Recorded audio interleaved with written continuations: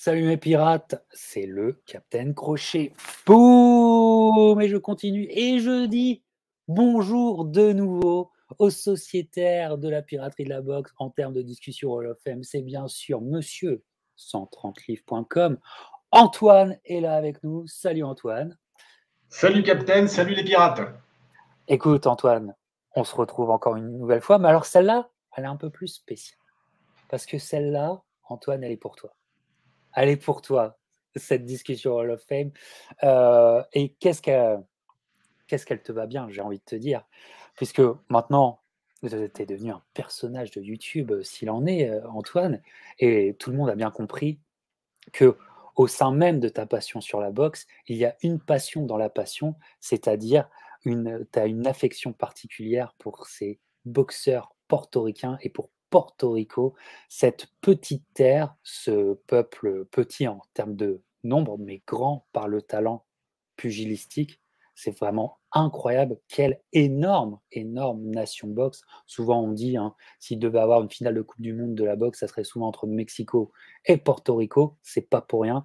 Et Porto Rico, cette petite île qui recèle d'innombrables trésors boxe, eh ben, aujourd'hui, mon cher Antoine, c'est cadeau. Nous faisons le top 10 des géants de la boxe portoricains par Antoine de 130 livres. Alors là, je suis vraiment très, très content, très excité, parce que d'une part, je pense que tu me surprendras. D'autre part, tu vas m'apprendre des choses, parce que, évidemment, il y a des légendes que je connais peu ou mal, et ça va être vraiment plaisant. Alors là, c'est un sacré défi que tu t'imposes, Antoine. Pourquoi ça? Parce que c'est mon kiff et parce que les gens ont conscience de ce qu'est Porto Rico par bribes. Ouais. On saupoudre sur les discussions. De temps en temps, on parle d'un gars en discussion Hall of Fame, de l'autre. On parle d'un adversaire célèbre, d'un boxeur encore plus connu. Mais finalement, quand tu raccroches, quand tu connectes les points, et tu l'as dit, Captain, Porto Rico, c'est grand comme l'Aveyron. Hein. C'est Voilà. fou, hein. Alors, c'est plus peuplé que l'Aveyron, certes, il y a un peu plus de 3 millions d'habitants. Mais voilà, en nombre de. Alors, c'est compliqué à compter exactement, parce que la boxe, c'est un bordel, on le sait, mais c'est la 5e nation en nombre de champions du monde professionnels, en nombre de titres attribués. Donc, C'est ça veut vraiment incroyable. tout dire. C'est des malades. La boxe amateur, c'est Cuba. La boxe pro, c'est Puerto Rico. Et, euh, et on se rend peu compte de ce patrimoine-là. On ne connaît pas très bien en plus Puerto Rico, parce que c'est vrai que c'est un hybride. C'est un territoire qui est sous protectorat américain, mais c'est pas un État américain. Mm. Voilà, ça évoque à la fois le farniente parce que c'est une Caraïbe et un merdier épouvantable parce que sur place, bah, la vie est super compliquée.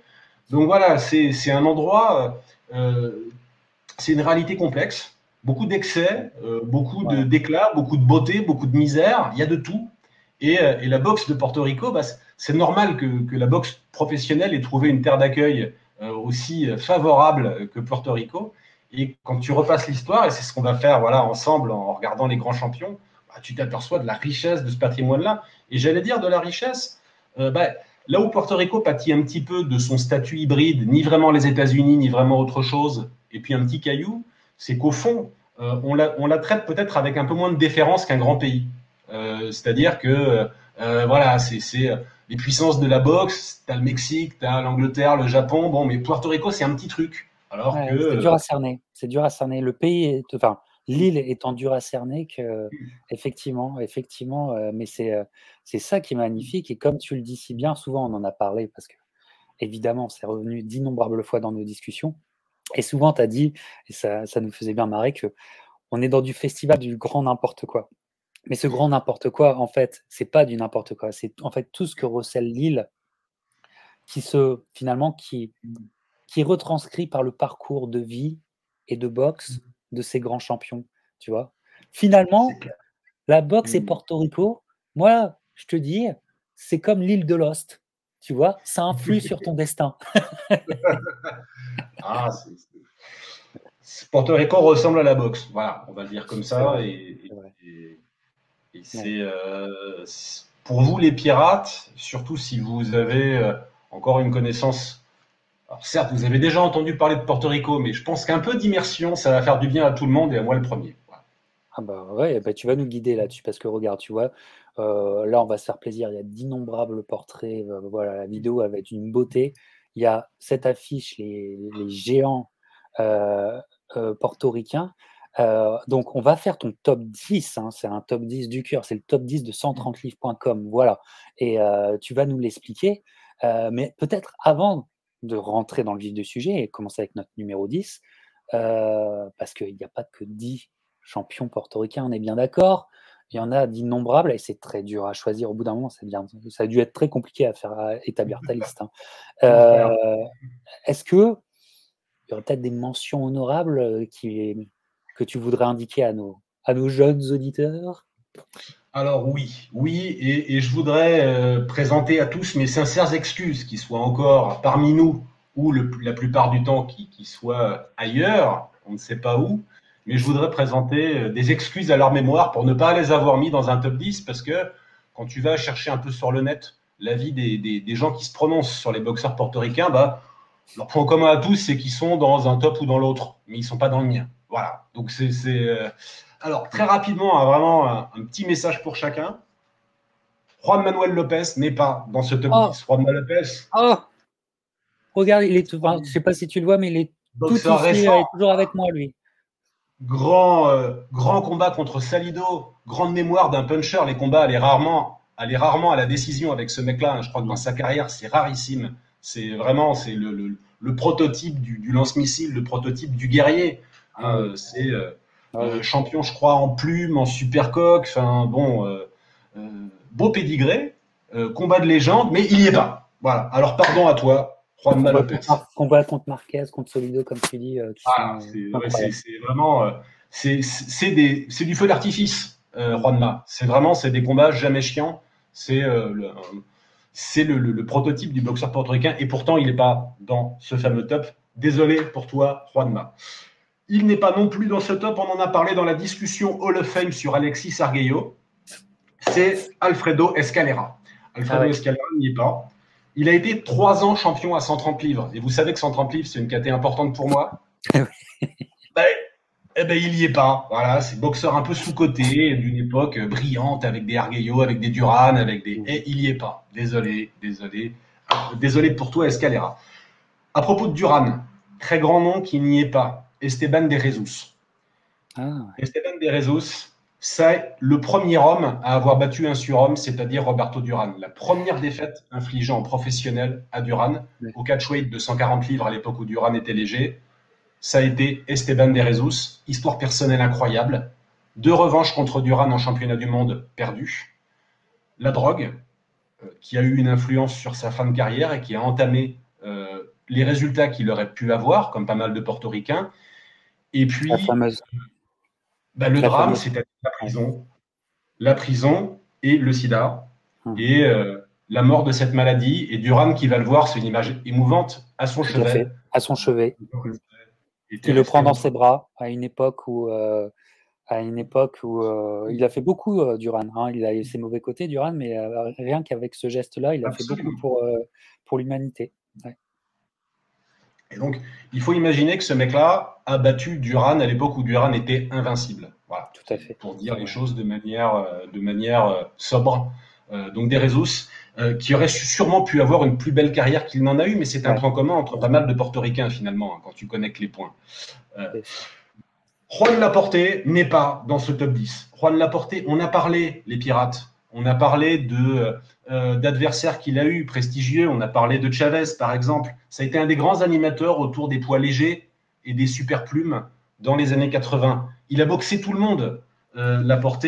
Il a fini, si je ne dis pas de bêtises, il n'a jamais été KO avant son dernier combat professionnel, et il s'est peigné Chavez, il s'est peigné Salvador Sanchez, il s'est peigné Eusebio Pedrosa, Barry McGuigan. Il a vraiment boxé tout le monde. Et il a mis KO, c'est le seul homme à avoir mis KO Rocky Lockridge. Si vous connaissez Rocky Lockridge, vous voyez que c'est du sérieux. Donc, grand bonhomme, ce Juan Laporte. Finalement, pas très souvent champion du monde, mais un très gros CD box. Et il n'y est pas. Désolé pour toi. Hall of Famer, sans conteste, tout à fait. Il a les états de service qui le justifient. En tout cas, il a pris tout le monde à une époque très dense. Il faut retenir ça de ce mec-là. Voilà. Tout le monde à une époque très dense. On a encore Retour rapide. Coco Akid. Coco Akid, c'est très simple. 178 victoires, 58 défaites, 11 matchs nuls. On est à une époque où on boxait beaucoup. C'est un monsieur qui a été champion du monde de couleurs, à l'époque où il y avait un titre de couleurs. Et c'est un monsieur, pour vous donner une petite idée, les pirates, je ne rentrerai pas dans le détail de son CV parce qu'on en aurait pour 2 heures. Une des meilleures victoires de Marcel Cerdan, c'est Holman Williams, qui était un autre boxeur de couleur américain, très évité à l'époque. Holman Williams. L'affiche est là. Eh ben, on est chez les amoureux de la boxe ici. Holman Williams, il a boxé 13 fois Coco Akid. Et Coco Akid, il a gagné 8 fois. Pour donner une petite idée de ce que c'est que la carrière de Coco Akid, un des grands rois sans couronne de ce sport, limité, comme d'autres avant et un peu après lui, par sa couleur de peau. Il a été colored world champion, mais il n'a jamais été world champion. Dernier point, Ivan Calderon n'y est pas. Ivan Calderon, chez les tout petits, chez les Teichstrumpf, c'est en gros le numéro 2 derrière Ricardo Lopez, en quelque sorte, dans les légendes des tout petits, en dessous des mouches, en dessous. C'est gaucher, Ivan Calderon. Beau CV, mais pas tout à fait, pas beaucoup de densité, c'est le problème de ces catégories-là. Donc, quelque part, c'est un peu ce dont pâtit aussi Ricardo Lopez pour occuper une place plus importante encore dans la légende. Et puis, dernier point, il n'y est pas non plus José Torres, qui a été champion du monde. Alors, lui, c'était plutôt un gros, c'était un mi-lourd. Chez les portoricains, c'est pas si fréquent, même si Porto Rico a des champions du monde dans les 17 catégories de la boxe. Retenez ça, les pirates. Je crois que c'est le Wikipédia faisant foi, le premier pays de tous, États-Unis compris, qui a eu un champion du monde dans les 17 catégories de la boxe. Et en mi-lourd, ça a été José Torres, un type qui a très peu de défaites en carrière, qui n'a perdu en gros que contre Dick Tiger, le champion nigérian. C'est un monsieur aussi qui est devenu... alors, il boxait avec Cus D'Amato. Il a battu Willy Pastrano à domicile. Il a été ensuite, après sa carrière, un officiel important dans le monde de la boxe. Ça a été un type qui a été arbitre, qui a fait partie des fédérations. On voyait souvent Voilà, ben, avec D'Amato et avec voilà. Donc voilà, tous ces gens-là, les pirates, ils sont pas. Voilà. Désolé pour eux. Désolé pour eux. Merci pour cette notification. J'ai un petit écho. J'espère que c'est simplement pour l'enregistrement. Toi, tu n'as pas d'écho de ton côté. Moi, je m'entends en écho. Tout va bien. Voilà. De mon côté, tout va bien. On va croiser les doigts et tout ira bien. Donc, voilà, les mentions honorables, vous voyez, rien qu'avec les mentions honorables, on était bien. Il y a certaines nations qui adoreraient avoir ça dans leur légende de boxe. Hein. Ça, c'est les mentions honorables. Donc, ça a dû être t'as dû te tordre le cerveau pour le faire, ce top 10. C'est incroyable. Alors, on va y rentrer dans le vif du sujet avec ton numéro 10. Et donc, je suis assez surpris parce qu'avec tes mentions honorables, ils auraient tous pu être 10e, quoi, vraiment. Mais c'est toujours la place la plus dure à donner. C'est vrai, c'est bien vrai. Et donc, on va y aller sur cette place dure à donner. Je vais vous le présenter tout de suite avec son portrait. Le numéro 10 de 130 livres des meilleurs portoricains. Tadadam, Wilfredo Vasquez. Il est là, Wilfredo Vasquez, avec toutes ses ceintures. Alors, dis-moi, Antoine, pourquoi Wilfredo Vasquez en numéro 10? Alors, en comparaison de certains boxeurs dont on a déjà parlé, il a un petit défaut, Vasquez. C'est qu'au fond, il a pas énormément de combats et d'adversaires légendaires. En revanche, il a pour lui une longévité, une constance au plus haut niveau assez dingue. C'est un gars qui a boxé quand même de 81 à 2002, donc une belle carrière professionnelle, champion du monde dans 3 catégories. Il a été en coq, en super coq, en plume. Et c'est un boxeur dont le surnom a été, et ça veut tout dire, donc c'est compliqué de mettre en dehors d'un top 10, un boxeur dont le surnom était la fierté de Puerto Rico. C'était The Pride of Puerto Rico. Et pourquoi ça l'était? Alors déjà, il tapait, hein, pour ses petites KT, 56 victoires en carrière, 41 KO, ça tapait quand même pas mal. Il a enregistré un KO de l'année selon Ring Magazine. C'était contre Eloy Rojas. Et c'est sûr, c'est un esprit, si tu veux, Vasquez. Parce que Puerto Rico, il y a des grands combats qui ont eu lieu à Puerto Rico, mais pour comprendre cette île, il faut comprendre qu'il y a un peu moins de fric en général quand tu fais un combat à Puerto Rico que quand on fait chez l'adversaire, même quand tu es sûr de remplir le stade. Et donc, lui, c'est l'incarnation de ça. C'est-à-dire que c'est un road warrior à l'ancienne. Voilà. C'est un gars qui a disputé, pour vous donner une petite idée, les Pirates, 21 championnats du monde. Il en a gagné 16. Il a perdu 4 fois. Il a un match nul. Et il a boxé énormément à l'extérieur. Il a boxé en France contre Thierry Jacob. Voilà.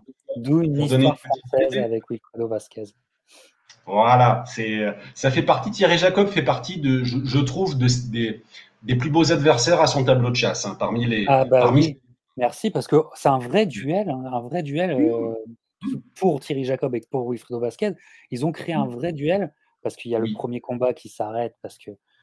Alors, Thierry Jacob est coupé. Alors, c'était une blessure qu'il avait eue déjà par le passé, mais qui se réouvre. Et en fait, il n'a pas un cutman d'envergure avec lui, et ça part en cacahuète tout de suite, quoi. En fait, le combat, ses chances sont mornées à cause de cette blessure, alors qu'il est bien.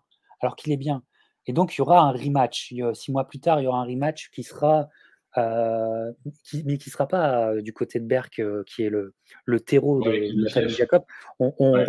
D'ailleurs, on salue Thierry s'il nous regarde, et on salue son garçon Geoffrey, que j'avais eu la chance d'interviewer il y a quelques années de cela, et qui vient de prendre lui aussi sa retraite. On le salue, Geoffrey, un warrior aussi, comme son père. Et c'est une vraie... il a fait aussi des combats en sous-carte, Vasquez, il a aussi boxé en France sans être en face de Jacob, mais c'est une vraie... c'est des gros combats, hein, c'est des combats à la dure qui marquent, qui étaient vraiment dans l'esprit portoricain, en fait, hein, tu vois, et 80s, tu vois. Et vraiment, on a trop oublié Thierry Jacob et Vasquez. Oui. Tu vois, là, simplement, petit aparté, et je te laisse continuer. Vraiment, la France aurait besoin qu'on établisse un Hall of Fame. On pourrait l'appeler le temple de la renommée, comme au Québec, par exemple. Mais on aurait vraiment besoin de l'établir, mais de l'institutionnaliser, de l'établir, et de faire un Hall of Fame français, et d'introniser, faire des classes chaque année pour refaire émerger des immenses histoires. Thierry Jacob, Hall of Famer français, évidemment. Absolument. Victoire sur Daniel Zaragoza. Ouais, voilà, d'ailleurs, oui. Quand même en parlant de grands road warriors dans ces catégories-là. Voilà, tout à fait. Donc, il faudrait. Alors, s'il y a un mécène qui nous écoute, s'il y a un milliardaire, millionnaire qui nous écoute, nous, on peut s'occuper de ça. Hein. On peut s'en occuper, il n'y a pas de souci. Je m'arrête là. Vasquez, super pour moi, idée du capitaine. Non, c'est vrai, il faut que ça s'institue, cette histoire. On va essayer de trouver un mécène. Hein, je ne sais pas, LVMH, écoute-nous, sponsorise-nous. Et Vasquez, pour moi, c'est pour ça que moi je le connais, parce qu'il vient en France, et voilà, je le connais pour ça. Et aussi parce qu'il y a un affrontement avec Prince. Absolument, c'est la perte de sa dernière ceinture qui était en plume. Voilà, donc effectivement, il y a pire pour passer la main que de passer le témoin à Prince Nassim Hamed. En plus, Vasquez venait des petites catégories. Après combien d'années de carrière en plus? Après 16 ans de carrière. Absolument. Et il a une victoire en carrière sur Orlando Canizares, qui était une légende des petites catégories, entre guillemets, parmi les Américains pur jus. C'était plutôt un beau CV, un beau pédigré.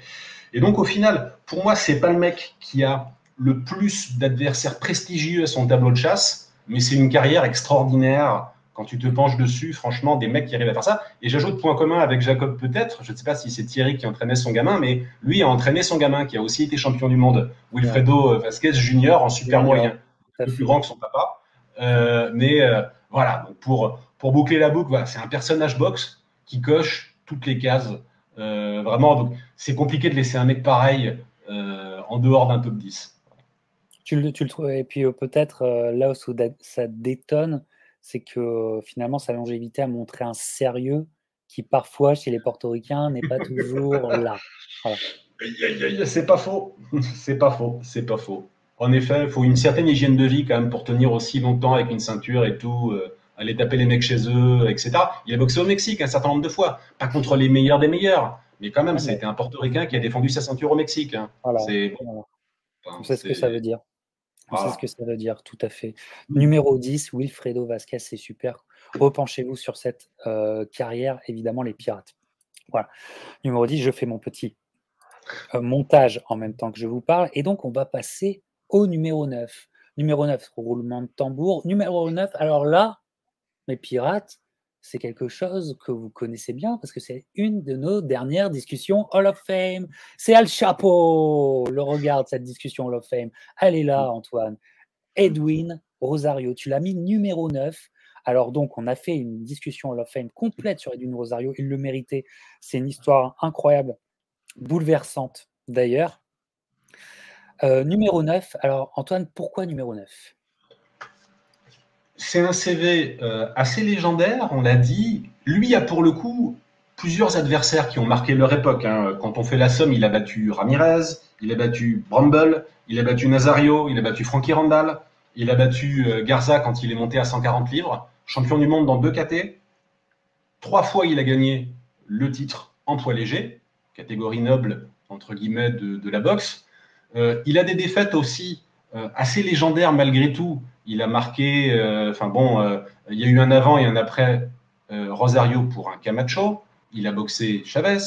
Il a perdu un combat de légende contre Ramirez. Bon, donc c'est un Portoricain plus conforme aux stéréotypes que Vazquez. C'est un type qui, à mon avis, a un peu plus de highlights dans sa carrière et qui a un peu plus marqué les esprits à cause de ça. Et puis, voilà. Comme on l'a dit, des résurrections inespérées. Voilà. C'est une carrière sinusoïdale d'un mec incapable de garder une ceinture, mais capable d'aller la reconquérir quelques temps après. C'est la boxe imprévisible comme on l'aime parfois. Voilà. La boxe, c'est parfois des types réguliers, sérieux comme Vazquez, et puis c'est parfois des mecs incontrôlables et complètement ingérables comme Rosario. Voilà, et puis encore, ça, c'est une notion aussi qui sera très présente aussi, ouais. C'est aussi une vie brisée, un destin brisé. Hein. Il décède à 34 ans. On ne meurt pas à 34 ans.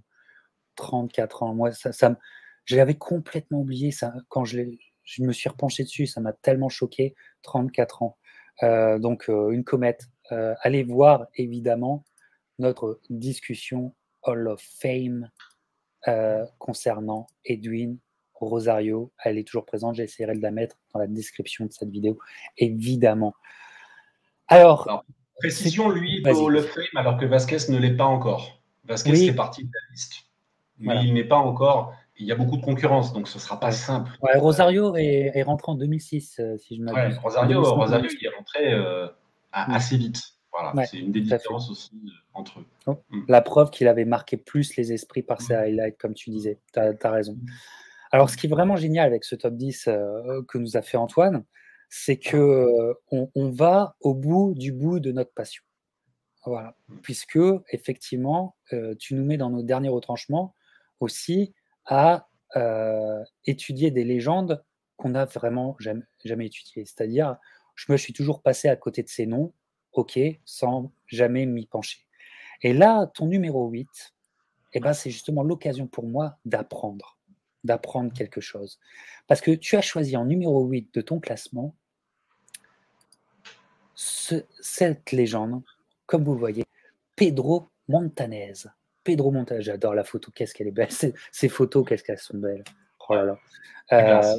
Pedro Montanez, voilà, World Premier Lightweight. Alors, parle-nous-en justement. Numéro 8 de ton classement. Alors, Pedro Montanez, il est aussi au Hall of Fame. Dans la fournée des anciens, des old-timers, naturellement. La photo le montre bien, hein, c'est un type qui a boxé dans les années 30, qui était une décennie un peu compliquée d'ailleurs pour la boxe, parce que la crise économique était là, que le faste des années 20, où la boxe a vraiment connu une première apogée, c'était oublié, que c'était redevenu plus dur, un public plus... c'était moins glamour dans les années 30 que ça ne l'était dans les années 20, la boxe. Et arrive ce Montañez, donc portoricain, donc par définition, un peu contraint quand même d'aller faire carrière ailleurs que sur son île.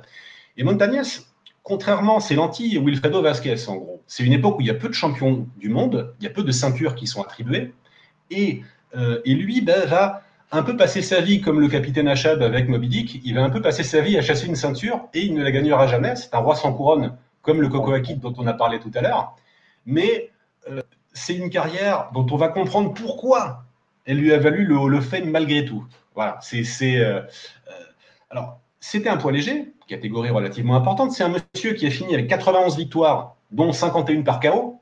Donc quand même, il faut un peu de puissance en léger pour aligner 50 KO en carrière, voire plus, parce que les records sont toujours, dans ces années-là, tu peux oublier un ou deux combats facilement. Enfin bon, c'est jamais...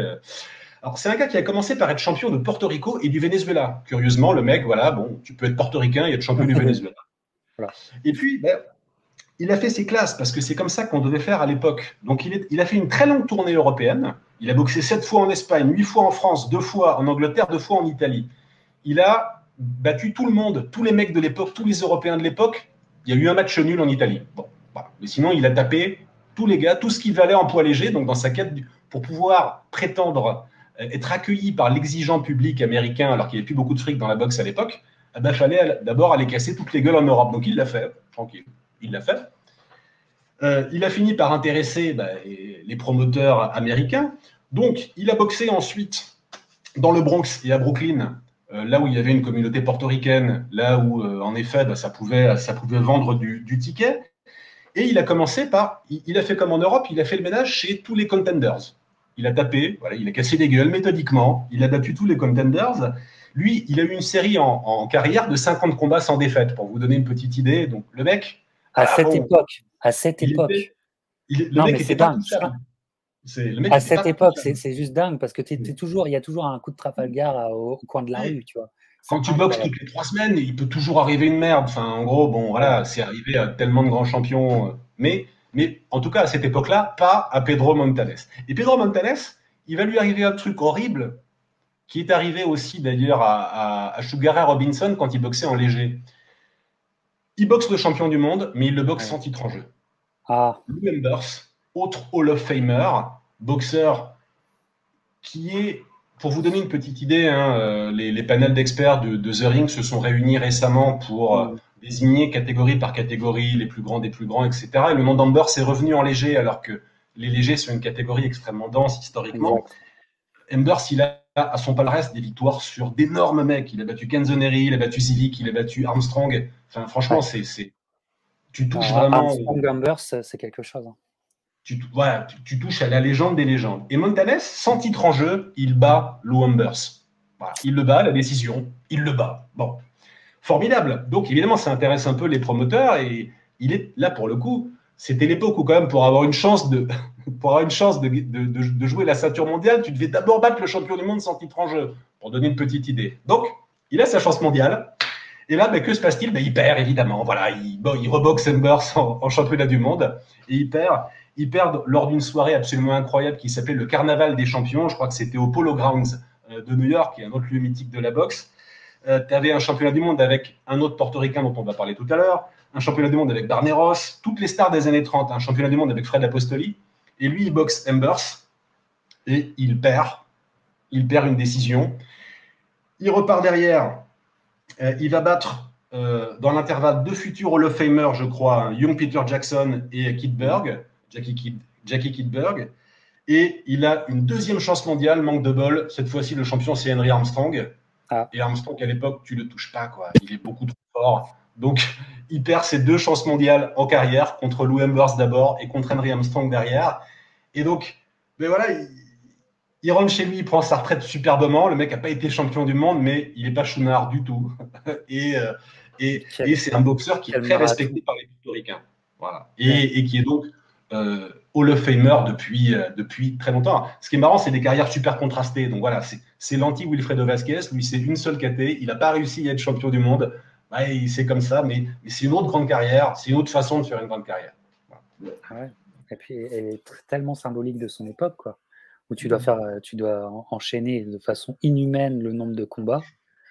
Et c'est vrai que, quelque part, tu vois, est-ce que c'était bien juste, tu sais, ces carrières de l'époque par rapport à maintenant, tu sais, tu fais un championnat du monde, on va dire, à ton 25e combat. Mais quand tu as ta grande chance après ton 76e, 18e combat et que ton corps n'est plus le même, tu vois, c'est une vraie question. Hein. C'est pour ça que ces carrières-là, ce sont des carrières qu'on ne reverra plus jamais. On ne reverra plus jamais tout ça. Bah, merci en tout cas, Antoine, d'avoir mis en numéro 8 Pedro Montanes parce que ça méritait, quoi. Ça méritait ça. Et tu m'as donné tellement envie de m'y replonger, mais très sérieusement, merci. Pedro Montanes, numéro 8 du Top 10 Hall of Fame d'Antoine, spécial Porto Rico. Alors, on va passer au numéro 7. Et là encore, numéro 7, je suis très content. On va dire au revoir à Pedro. C'est qu'encore, tu choisis un nom légendaire, mais on connaît le nom. Le nom est légendaire. Et encore une fois, je n'avais pas fait mes devoirs. Je ne me suis jamais vraiment attardé dessus. Ton numéro 7, c'est Sixto Escobar, comme on le voit là, qui a vécu de 1913 à 1979. Escobar, c'était pas rien, hein, parce que à l'époque, ça faisait la une de Ring Magazine. Voilà, je vous ai mis, elles sont incroyables, ces unes de Ring Magazine. Hein. Incroyable, que c'est magnifique. Hein. Donc, on va laisser avec la une de Ring Magazine. Alors, Sixto, pour toi, ça représente quoi? Mais une statue, parce qu'il est littéralement statufié à Puerto Rico, et je crois même à plusieurs endroits, dans sa ville de naissance et à San Juan. Enfin bon, c'est une idole, ce mec-là. Et c'est une idole, alors pour comprendre, c'est une idole avec un palmarès, quand tu le regardes, qui peut un peu surprendre. Parce que on sort de Pedro Montanes, jamais champion du monde, avec 91 victoires, 8 défaites, 4 matchs nuls en carrière. Et là, tu arrives à Sixto, et Sixto, le pépère là qu'on voit sur la couve, Sixto qui s'appelait El Gallito, le petit poulet, eh ben, ce petit poulet, il a 39 victoires en carrière, 23 défaites et 4 matchs nuls. Alors, pourquoi une statue? Eh ben, pourquoi une statue? Parce que c'est le premier champion du monde de l'histoire de Puerto Rico, et c'est pas n'importe quel champion du monde non plus, on va le voir. Donc voilà, Sixto Escobar, c'est le poids-coq de légende de la boxe portoricaine, et c'est alors c'est pas le premier champion du monde de la boxe latina. Avant lui, il y a eu, on est dans les années 30, hein, il est très tôt, il y a eu Kid Chocolaté qui était cubain, qui était champion du monde à 130 livres, et puis Panama Al Jones qui a été champion du monde des coqs, qui a vécu en France, on l'a connu, légende des légendes. Et c'est justement Panama Al Jones qui va permettre à Escobar de devenir champion, parce que il abandonne sa ceinture, et la rumeur veut qu'il abandonne sa ceinture à l'époque pour pas avoir à boxer un Mexicain qui faisait peur à la terre entière, qui s'appelait Casanova, Rodolfo Casanova. Et à l'époque, donc, il abandonne son titre et va le remettre en jeu pour Casanova. La fédération, à l'époque de Montréal, qui attribue un titre mondial, donc le combat aura lieu à Montréal. De boxe. L'adversaire qu'on choisit pour ce fameux Casanova, je crois que son surnom c'était Baby Casanova, c'est Sixto Escobar. Alors Escobar, il a une bonne petite réputation, mais enfin bon, c'est pas lui la star, hein, mais c'est une tête. Bon. Alors il arrive sur place, il se prépare pendant plus d'un mois avec Casanova. Les deux camps se font des crasses, il y a du trash talking, etc. Une part de la rivalité entre le Mexique et Porto Rico vient de là. Voilà. C'est-à-dire que c'est vraiment, c'est tendu, quoi, c'est tendu. Ils veulent pas se rater sur là, parce que là, ce sera pour le 3e champion latino, quoi. Donc c'est pas, voilà, il y a une affaire de fierté. Et donc, le combat arrive, ça se tripote gentiment, round d'observation, tu vois, premier round, deuxième round, et puis Sixto donne une leçon de boxe à Casanova. Une leçon, il le tape sans se faire taper, il tourne, etc. Alors, il n'y a pas d'image filmée de ce combat, où j'en ai pas trouvé, mais tous les commentateurs de l'époque expliquent qu'il lui donne une leçon. Et il finit d'ailleurs par le mettre KO, tranquillou bilou, hein, pour bien faire les choses, pour bien marquer l'affaire. Donc, il a marqué un knockdown au 3e round, il le finit un peu plus tard, et déjà, si tu veux, sa carrière s'arrête là. Le mec, à Puerto Rico, bon, déjà, c'est un dieu vivant. Bon. Mais Sixto, qui est une star, il est assez joueur. Il a une particularité, un peu comme... il sera plus assidu, évidemment, qu'un Edwin Rosario, mais son titre mondial des coqs, il le perdra plusieurs fois et il le regagnera autant de fois. C'est-à-dire que c'est un type qu'il a défendu quand même plusieurs fois, et il a il a battu les adversaires qu'il en avait dépouillés lors des revanches. Il l'a fait une première fois, il l'a fait une deuxième fois, il a aussi unifié le titre, parce qu'il y avait quand même, on dit beaucoup qu'à l'époque, les titres étaient tous incontestés, mais il a unifié le titre avec, je crois, celui de New York. Bon, donc, une légende d'autant plus que, je vous ai dit tout à l'heure qu'il a perdu 23 fois les Pirates en carrière, mais il n'a jamais été mis KO, le petit. Jamais. Et ça participe aussi de la légende de Sixto Escobar, c'est qu'il a perdu, c'était un vaillant. C'était un vaillant, il a perdu au point, mais il a perdu au point souvent pas chez lui, parce que souvent le portoricain il boxe pas chez lui, et il a jamais été KO, et donc aujourd'hui, il a au moins une statue à San Juan, et je crois une autre dans sa ville de naissance. Donc c'est, voilà, légende. Alors après, est-ce que sa carrière vaut plus ou moins dans l'absolu que celle du mec d'avant ou du mec d'après dans la liste? C'est compliqué de hiérarchiser. Mais lui, c'est impensable de faire un top 10 de la boxe portoricaine sans Sixto Escobar parce que il représente pour les portoricains quelque chose d'énorme. Voilà. Ouais. Le commencement de la réputation, en fait. Le commencement de la réputation. Je précise qu'il a abandonné son titre mondial des coqs. C'est-à-dire qu'il ne l'a pas, il l'avait reconquis par 2 fois et il l'a abandonné. Donc quelque part, voilà, c'est pas, il peut se prévaloir de jamais avoir été vaincu en tant que champion, même s'il a pas mal de défaites en pro. Il n'a jamais été vraiment vaincu en tant que champion, ce qui est assez légendaire, on en conviendra. Et écoute, Antoine, t'es tellement bon vendeur, j'ai envie de te dire, que je suis là avec Sixto, je suis presque surpris qu'il ne soit que 7e. Hein, ça va être de plus en plus intéressant. Là, on s'avance, on va aller à la 6e place. Et là, c'est très, très intéressant parce que ça a dû être cornélien. Ça a dû être cornélien de les mettre à telle ou telle place. Ça n'a pas dû être simple. Alors, allons-y sur la 6e position, quand même. 6e position, au-dessus. Et on va y aller avec une histoire de boxe qu'on vous a déjà racontée. D'ailleurs, c'était une histoire de boxe assez importante pour nous parce que ça a inauguré les discussions Hall of Fame avec invités, à plusieurs, à 2, tu vois, dans un dialogue et non pas un monologue. C'était la première dans ce style. Et ton numéro 6, c'est Cotto. Voilà, je vous mets la miniature de notre vidéo sur la discussion Miguel Cotto. Évidemment que vous connaissez bien Miguel Cotto, je suis sûr que la plupart qui regardaient sa vidéo, vous êtes ultra fan, évidemment. Mais donc, tu le mets 6e, donc devant Sixto, devant Edwin Rosario, devant Vasquez, devant Montanez.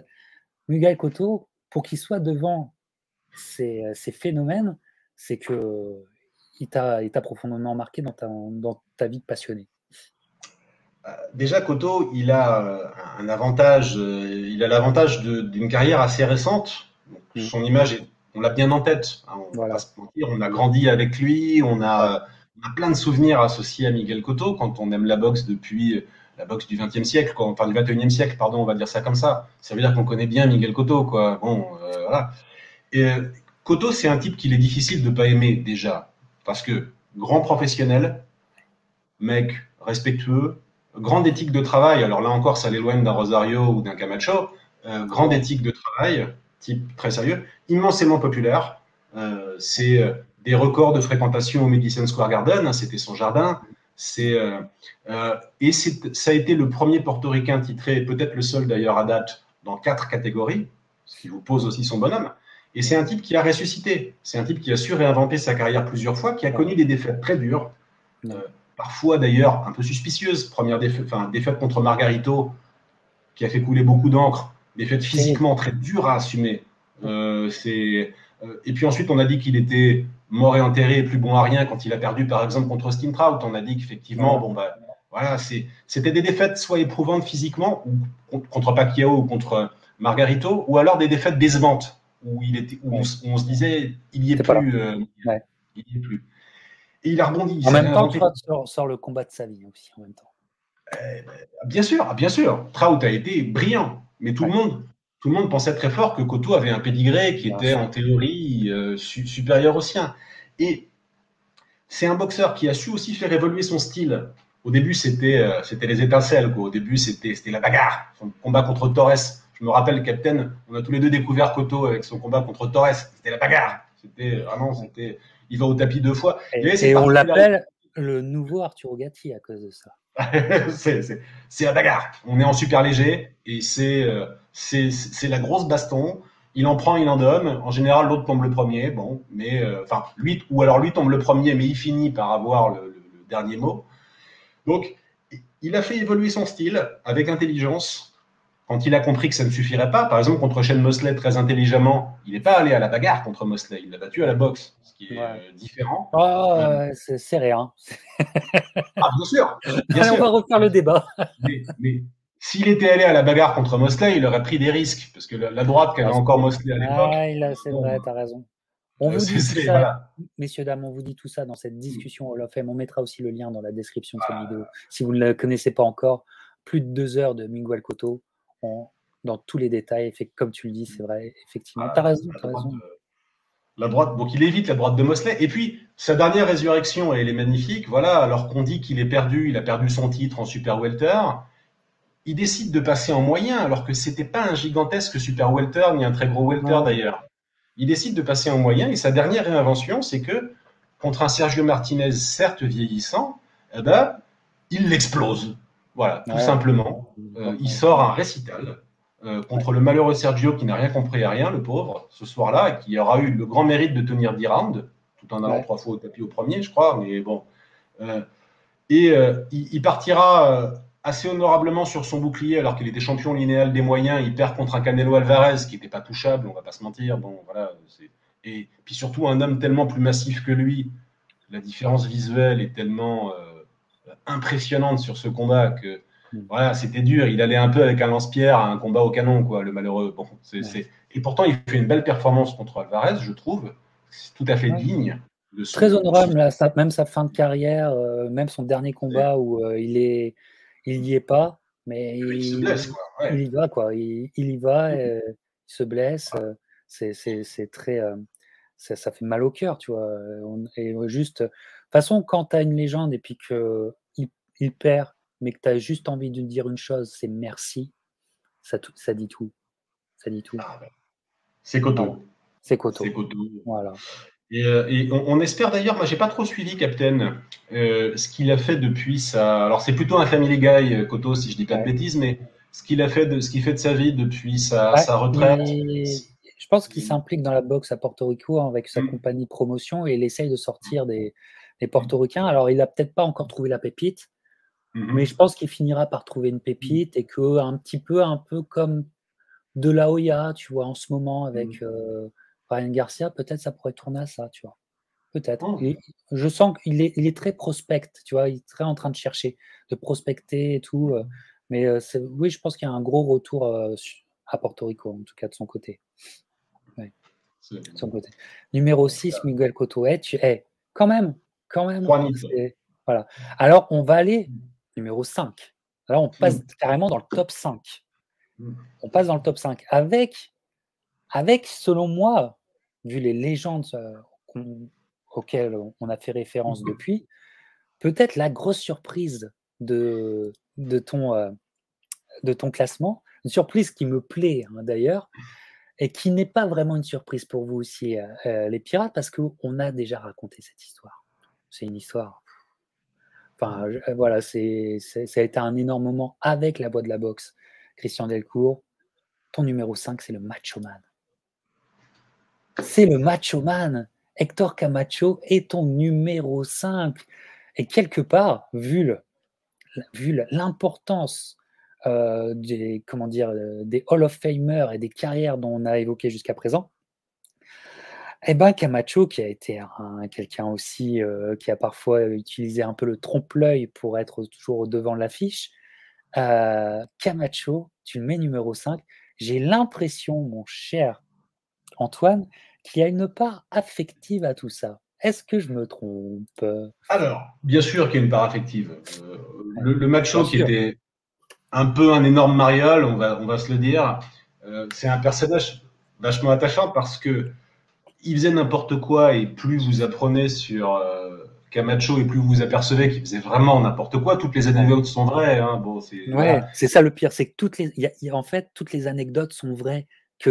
Et c'est là que tu hallucines. Moi, excuse-moi, mais on en a parlé entre nous, et je pense que j'en ai parlé dans l'émission, mais je vous conseille le documentaire de Showtime sur lui qui est sorti il y a quelques mois, l'année dernière, en fin d'année dernière, parce que ça a réussi à m'halluciner, moi.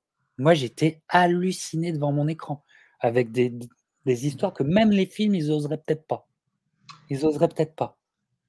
C'était ça.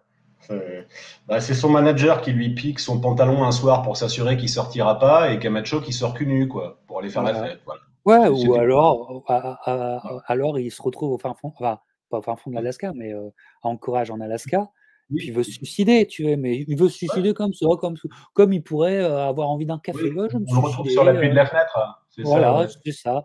Et tout. Et puis, anecdote hallucinante, ça se passe, je ne sais pas combien de temps ça se passe avant le combat contre Chavez, mais ça se passe avant le combat contre Chavez, peut-être même 92, ou alors on est peut-être en 91. Il est avec un de ses bons potes de toujours new-yorkais, et ils sont en train de faire un road trip. Donc ça passe par le Texas et tout, et ils se partagent le volant parce qu'ils veulent traverser le pays en gros.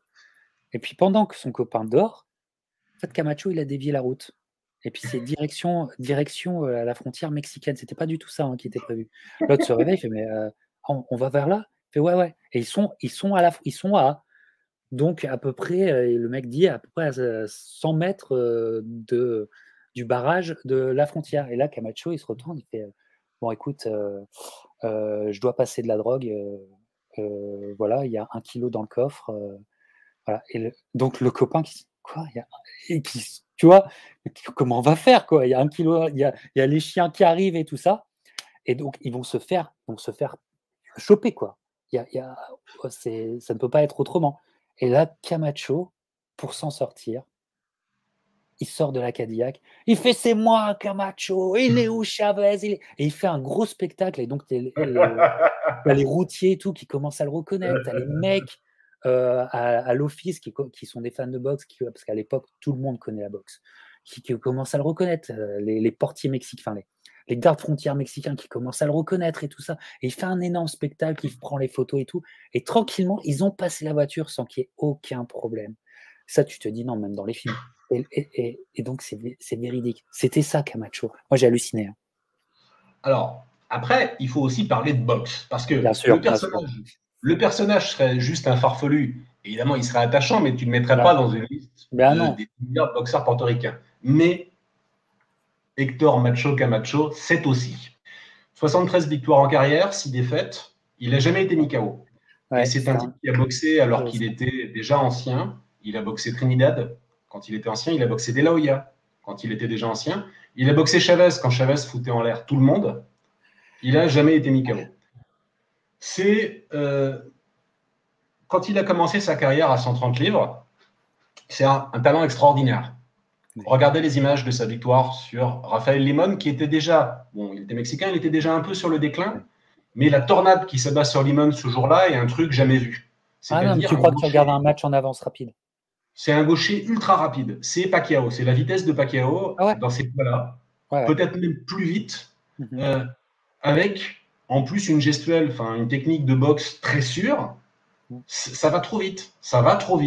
Je crois que les match-ups, en y réfléchissant, les match-ups qui auraient pu valoir le coup, même Arguello à 130 livres contre Floyd Mayweather à 130 livres, je pense que le match-up historique le plus compliqué pour Floyd, c'est Camacho.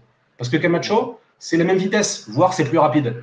Donc, c'est arriver à arrêter ce phénomène-là, c'est quasiment impossible. Alors après, il n'est pas resté longtemps du tout à 130 livres, parce que voilà, c'était compliqué de se faire violence, c'était compliqué de... Mais Camacho à 130 livres, c'est Speedy Gonzalez en version portoricaine. Et c'est derrière un boxeur qui a été champion du monde en léger, après les super plumes, et en super léger. C'est un boxeur qui a des victoires sur, donc Limón, on l'a dit, sur José Luis Ramirez. Ramirez, il l'a rendu dingue. Ramirez qui avait battu Rosario, qui avait fait un combat très digne, voire qui avait battu Arguello. Camacho l'a rendu dingue. Ramirez a rien vu sur 12 rounds. Rien.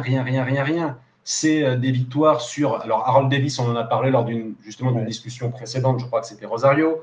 Buzz Edwards, c'est Edwin Rosario lui-même que Camacho bat, même si c'est une victoire compliquée. Allez voir ce combat, allez voir, et d'ailleurs j'ai la photo.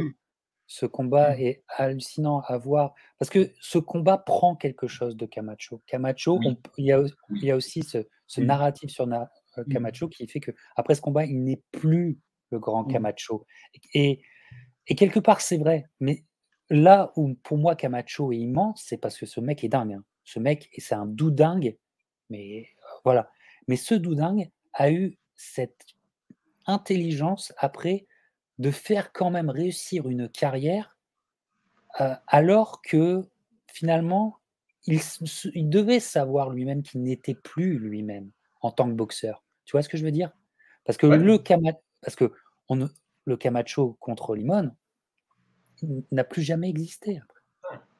C'était un phénomène déjà. Au-delà de ses 130 livres à 135, puis surtout à 140, c'était trop pour lui. Il a boxé encore plus haut, hein, mais sa vitesse était partie. Il avait toujours un certain talent défensif. D'ailleurs, c'est aussi pour ça qu'il n'a pas fini KO en boxant des mecs extrêmement puissants quand il était en welter. Mais c'est quand même un boxeur. Donc après Rosario, bon, tu as des victoires aussi sur Mancini. Il a aussi battu Vinny Pacienza. Il a aussi battu Greg Haugen, qui était le premier à le défaire. Eh bien, il a gagné la revanche contre Haugen. Donc, c'est un CV assez riche de victoires. Il y a 3 catégories. Il y a une longévité assez extraordinaire. Je vais te faire la joke, mais c'est le seul boxeur à avoir battu Roberto Duran et Ray Leonard. Alors oui, c'était des ombres d'eux-mêmes, hein, on va pas se mentir. Mais, lol. C'est pas pour regarder. Et d'ailleurs, Duran aura presque mérité de le battre une fois, alors que Duran à l'époque avait 90 ans. Enfin bon, bref. Mais bon, donc Camacho pour ce palmarès, et puis pour l'impression visuelle d'un gars qui avait un don, un truc que tu vois super rarement en fait sur un ring. Vraiment, c'est un boxeur impressionnant. Parce que quand physiquement il n'était plus, quand il était des catégories qui n'étaient pas la sienne, etc., et qu'il arrive quand même à faire des prestations ou même être comme je vous le dis souvent, dans un faux semblant, mais qui était suffisant pour le business à l'époque et tout, ça démontrait un ring IQ, ça démontrait que le mec respirait la boxe, tu vois, pour gérer des choses qui normalement étaient ingérables, tu vois, pour gérer, tu perds contre Trinidad, mais tu gères, tu vois ce que je veux dire?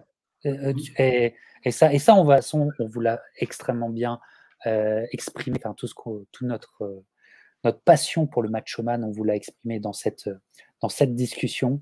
Et puis, si tu me permets de rajouter un mot sur Hector Camacho, c'est aussi une figure de l'époque.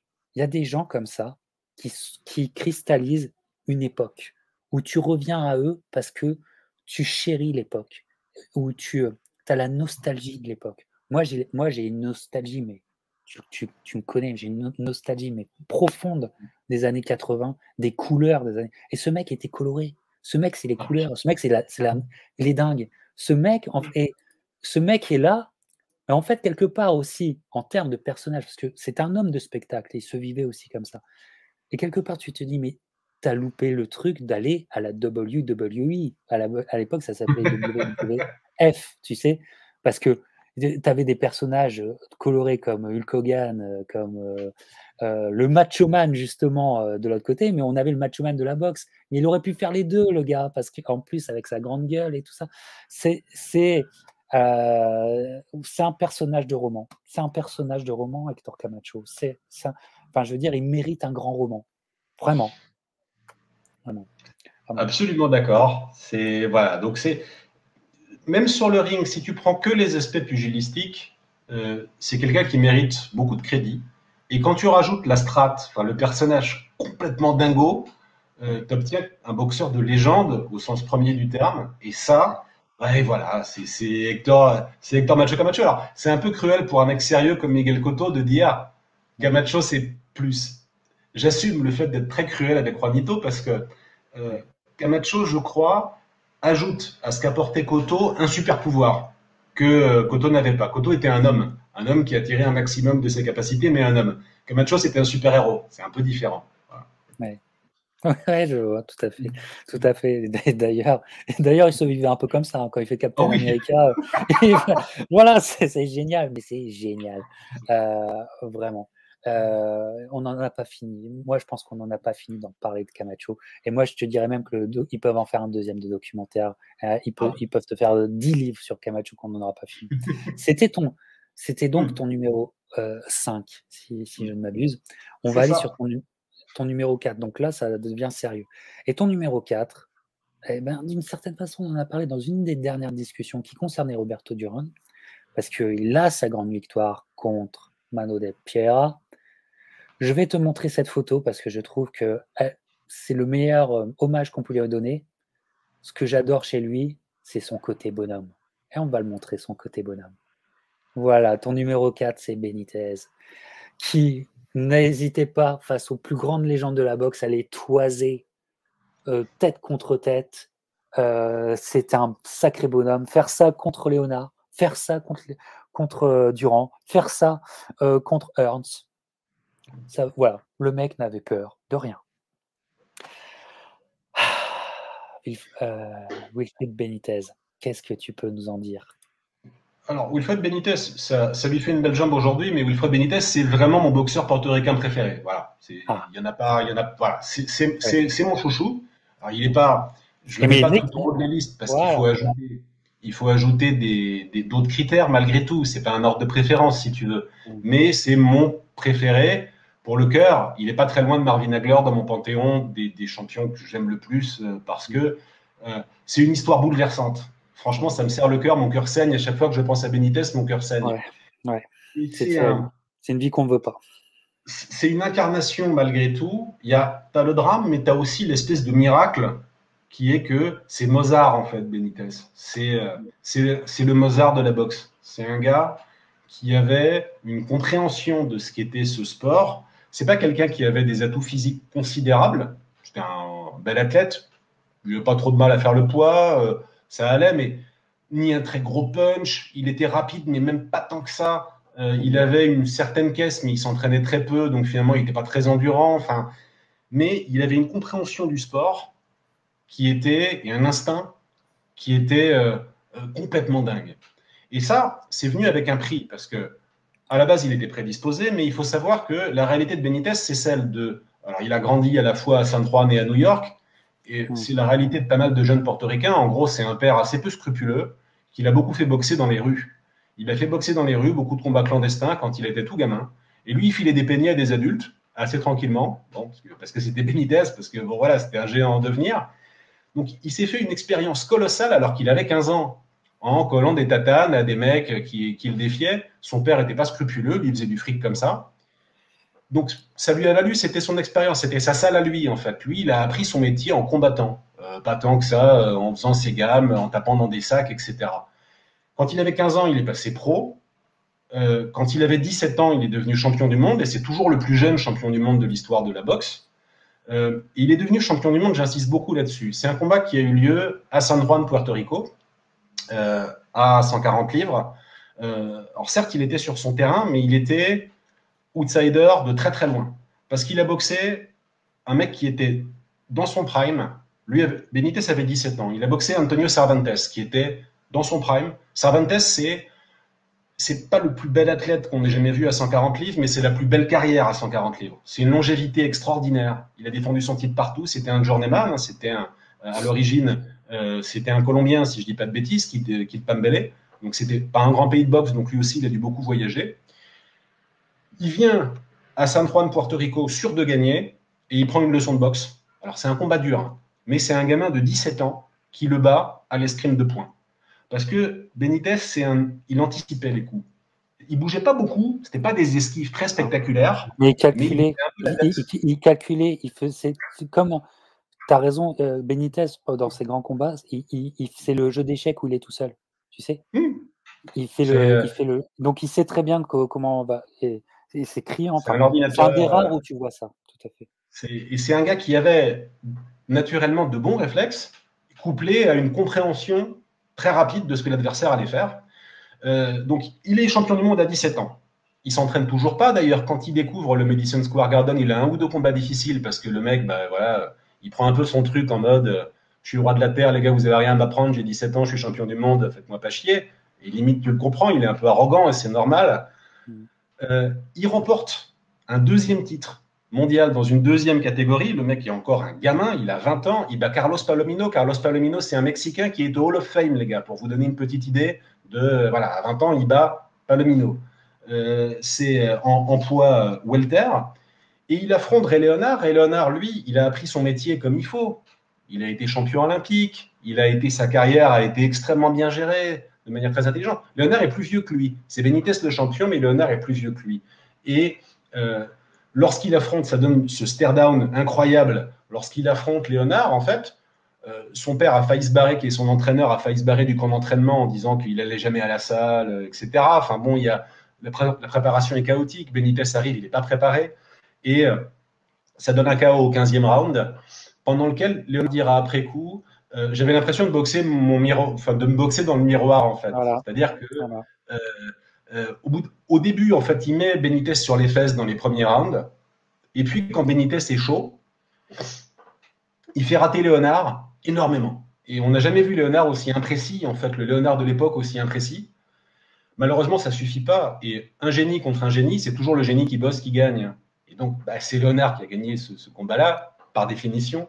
Mais ce n'est pas du tout une défaite infamante. Et puis, c'est toujours un très jeune boxeur. Alors, il va monter de catégorie. Il monte en super welter. Et les super welter, c'est ses derniers exploits. Il a 22 ans quand il devient champion du monde dans une troisième catégorie. 22 ans, les gars. Troisième catégorie. Pas une ceinture en chocolat. Il bat un Anglais gaucher qui s'appelait Maurice Hope. Il lui met un KO magnifique, alors que ce n'était pas un KO artiste, Benitez. C'était plus un boxeur qui travaillait ses victoires au point. Il bat Maurice Hope. Il bat ensuite Roberto Duran en défendant sa ceinture. En effet, et c'est un joli succès, parce que Duran, pour une fois, je l'ai dit, je le répète, contre Benitez, ne se cherchera pas d'excuses à sa défaite. Il dira, voilà, ce mec-là était meilleur que moi, j'ai perdu. Il n'invoquera pas d'excuses de poids, il n'invoquera pas d'excuses de j'allais pas bien, etc. Enfin bon. Et c'est déjà la fin. C'est déjà la fin parce qu'il va perdre son titre contre Tommy Hearns. Hearns qui d'ailleurs montre, enfin voilà, bon, c'est évidemment l'homme beaucoup plus grand, beaucoup plus puissant, etc. Ouais. Et comme tu le dis souvent, comme tu le dis souvent, Tommy Hearns, il fait le boxeur contre Benitez. Il fait le boxeur contre Benitez. Il a trop d'allonge, il a trop de technique, il a trop de, enfin, il est trop fort pour Benitez. Et là où tu t'attends, Benitez à l'époque a des projets pour monter en moyen et pour aller boxer à Hagler. Il faut quand même le savoir. L'avenir lui appartient encore. Il n'est pas vieux du tout. Sauf que dans son corps, il est usé, il est cassé. Il a très probablement déjà ce qui s'appelle la démence du boxeur, mais qui est une maladie qu'on ne peut reconnaître vraiment qu'à l'autopsie. Or, il n'est pas encore mort. Simplement, il va perdre. Il a une série de défaites qui sont vraiment... Il y a un combat à Monaco, d'ailleurs. Il perd contre Mostafa Hamsho en moyen et ça lui coupe la route du titre jusqu'à Hagler. Il perd contre Mostafa Hamsho qui est beaucoup plus puissant que lui, beaucoup plus costaud. Et contre Davy Moore. Il perd contre Davy Moore, il se pète la cheville à Monaco sur le ring, donc en plus c'est un peu poissard. Il perd contre Matthew Hilton à Montréal. Et là, il prend un gros KO et ses réflexes commencent déjà à s'émousser à cette époque-là. Grosse victoire de Hilton qui ont un peu revigoré la boxe dans les années 80. C'est clair. Et c'était un beau boxeur, Matthew Hilton. Il ne faut rien lui retirer parce qu'il fait un beau combat. Mais c'est déjà plus Benitez. Benitez, c'est pas vieux, mais c'est déjà plus Wilfred Benitez. Benitez perdra une dernière fois lors de sa première carrière en 86 en Argentine. L'histoire est assez horrible d'ailleurs parce que en plus le manager lui vole sa bourse. Le promoteur local lui vole sa bourse et ses papiers. Il reste un an en Argentine sans pouvoir rentrer à Porto Rico, donc un peu la crotte au cul, le malheureux. Et des inconscients, alors qu'il est déjà... Son entourage sait qu'il parle tout seul. Son entourage sait qu'il se réveille la nuit en poussant des cris. Son entourage sait très bien que ça ne va pas, la boîte à fusibles, elle est atteinte. Et il va refaire 4 combats en 90, alors qu'il est déjà essoré. Un comeback assez inutile. Il a d'ailleurs boxé à Winnipeg. Wilfred Benitez a boxé à Winnipeg.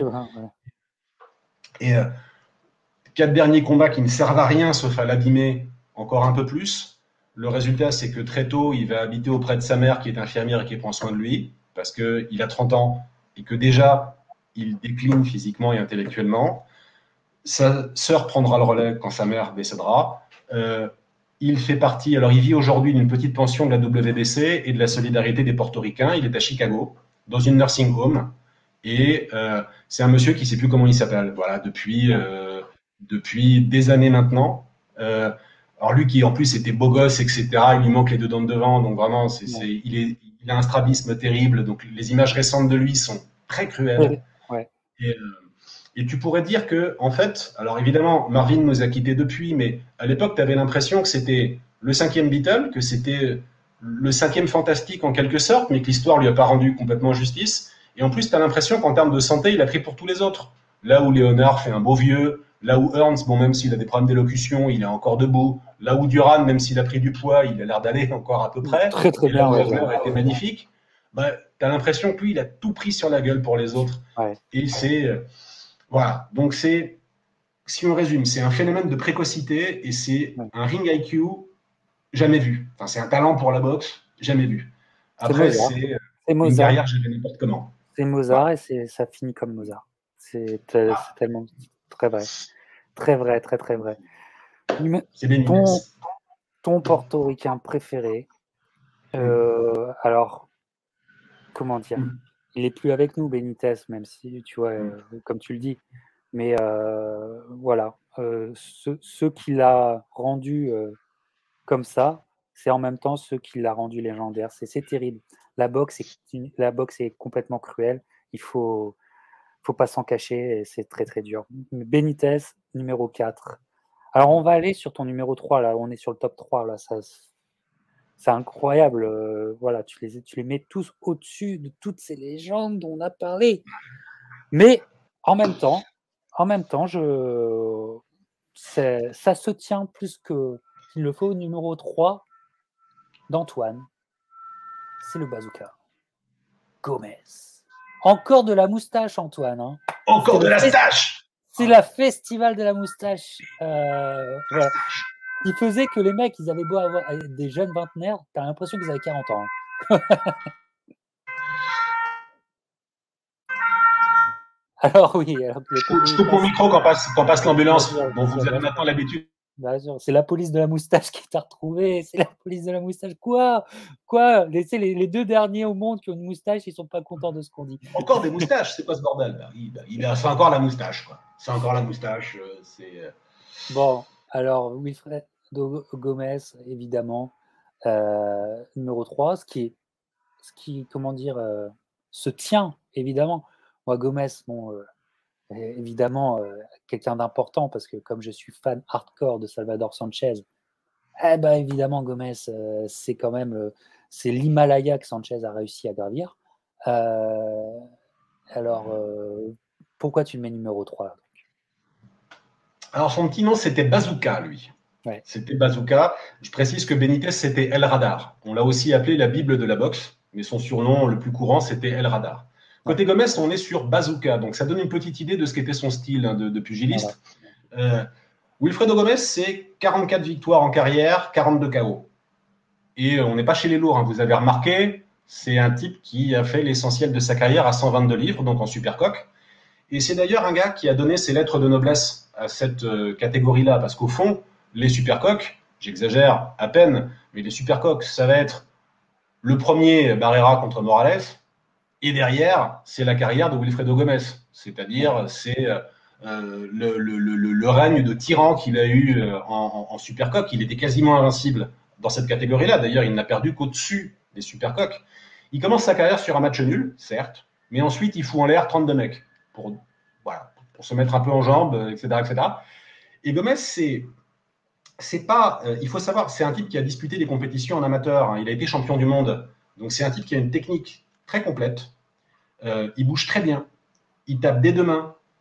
Il envoie des combos sur combos. Très serré. C'est pas du tout une brute dans sa boxe. Simplement, il tape fort. Et très précis. Grosse accuracy de Gomez. Énorme précision, en effet. Et puis, il est méchant. Ça, parce que c'est vrai qu'on a, Antoine, on a oublié un petit aspect très portoricain aussi, c'est le trash talk. Alors, c'est le trash talk. Alors le trash talk, on a oublié parce que Benitez, c'était pas un mauvais non plus, et puis tous les autres. Hein. Mais alors Gomez aussi, en termes de trash talk, il savait faire péter des plombs à certains. Hein. Et puis derrière, la méchanceté, tu vois, c'est à la fois en conférence de presse, mais c'est aussi sur le ring. C'est-à-dire que l'instinct du finisseur, quand tu sais que ton mec est un peu blessé, savoir le finir, l'odeur du sang, quand tu as l'odeur du sang et que tu vas le. Et ça, c'est Gomez. C'est-à-dire que vraiment, c'est. Et ça explique les 44 victoires, dont 42 par KO. C'est-à-dire que quand il sentait que son homme n'allait pas bien, c'était fini. Quoi. Pas de problème. C'était. Et il a. Alors, voilà, alors, il gagne son titre à San Juan, Puerto Rico, contre un Coréen. Et c'est un moment assez particulier parce que c'est une pépite de la boxe portoricaine, mais il a la pression de son premier titre. Il boxe à domicile et il va au tapis au premier round, en fait, contre Dong Kim Young, qui était un bon boxeur. Et son premier combat est déjà assez épique. Il finit par faire craquer le Coréen par accumulation de coups. Mais il est allé vraiment chercher son truc avec les dents. La scène de joie à la fin sur les images est absolument incroyable. Tu as l'impression que Porto Rico est libéré, qu'une guerre vient de se finir, etc. Bon, parce que il porte des espoirs énormes. Et donc à la fois, il va donner ses lettres de noblesse à ses 122 livres. Donc on s'interroge un peu sur l'utilité de cette KT à l'époque. Ça servait à que il n'y avait pas de combat, etc. C'était vraiment, ça rapportait des clopinettes. Et c'est lui qui va vraiment incarner les 122 livres, qui va régner comme un tyran. Et puis c'est donc puncher spectaculaire, boxeur très technique, méchant, et il incarne les duels entre Mexique et Puerto Rico. Ça, c'est l'autre dimension de Gomez, c'est-à-dire qu'il n'y a pas, c'est le mec qui a fait des duels mythiques et qui en a fait plusieurs entre les deux pays. Il a commencé contre Carlos Zarate, qui était invaincu en coq et qui est venu le défier. Autre énorme puncher, c'est un duel, quand vous regardez les stats, c'est un duel de puncher dans des catégories où les mecs se mettent rarement KO. Enfin, j'exagère un peu, mais Zarate, il l'a encore mauvaise. Zarate, je lisais une interview de lui il n'y a pas longtemps. Là. Il est encore mauvaise de son combat contre Gomez. Il le suit. C'est la puissance de feu de deux croiseurs sur le ring, alors qu'au total, si tu veux, il pèse 244 livres à deux. Donc, soit un poids lourd d'aujourd'hui, et même pas très gros. Un Tyson Fury, quoi.